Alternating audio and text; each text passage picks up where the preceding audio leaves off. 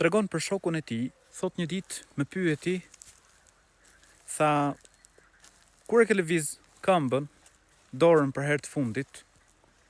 I thot, tani, s'ka pak.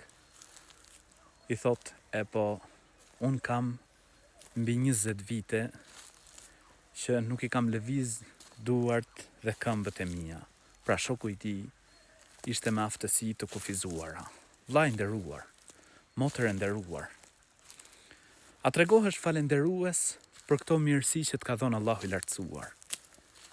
Mirësinë e ecjes, mirësinë e duarve, mirësinë e shikimit. Janë mirësi që duhet ta falenderojmë Allahun e lartësuar për to. Janë mirësi të mëdha.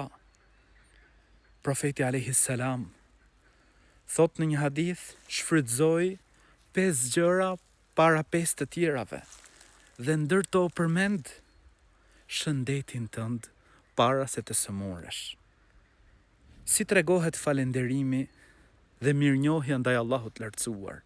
Tregohet duke e adhuruar atë, duke i zbatuar urdhrat e tij, urdhrat e të Madhit Zot, me adhuru Allahun, me fal namazin, me respektu prindrit, me rujt lidhjet farefisnore, me bo vepra të mira.